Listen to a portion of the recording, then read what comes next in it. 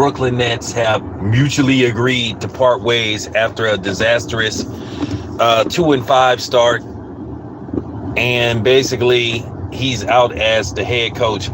Listen, you guys, this is just real talk. He was fired. I don't know how many times I gotta say this. There's no such thing as mutually agree. Okay?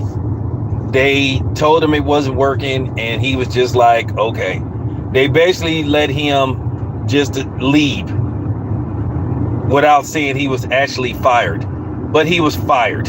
When a company says, we don't think it's working and you don't need to be here, it's a firing. You either resign or you get fired, and that's just basically it. When you mutually agreed to part ways, that just means that the team didn't want you there, and you decided, hey, I'm gonna leave because they don't want me there, but I'm just gonna say we both agreed to part ways. Nobody walks up to their boss and say, hey, you know what, it's not working here, I need to leave. That's a resignation.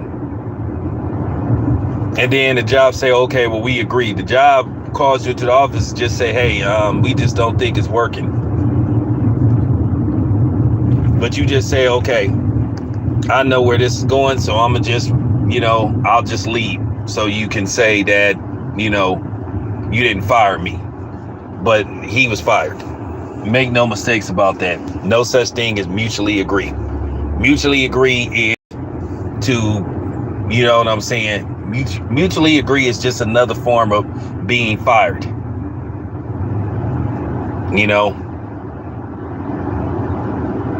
So that's it. That's all. Now, the real question is, did Steve Nash ever deserve that job in the first place? I thought he didn't really deserve that job. I'm just keeping it a buck. I never thought he deserved that job. I thought it should have went to somebody more qualified. I thought Mark Jackson would have been a perfect fit for that team. But Steve Nash, he was inexperienced. He just wasn't ready to coach a team of that caliber. Basically, what they was trying to do, they was trying to basically do what they did with Steve Kerr. But Steve Kerr was doing some coaching. Steve Kerr was a guy that just walked into a good situation. And that's all that happened. That's why sometimes people have a hard time giving Steve Kerr all the credit for winning these championships, because a lot of people thought that he was rewarded and handed a ready-made team, which, if you look at the history, he was. But then you look at Steve Kerr, since he's been coaching the team, he's been very off and on.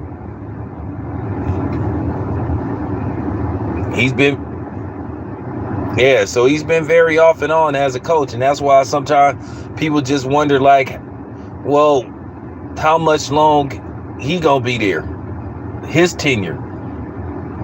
Because the Warriors have started off 3-4.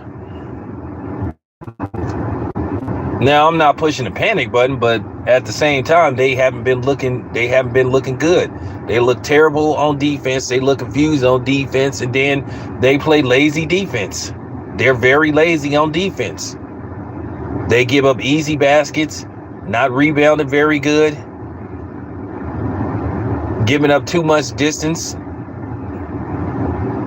They don't play a lot of man-to-man. They play too much zone. So that's why, they've been looking the way they've been looking. So, but as far as Steve Nash go, this doesn't surprise me.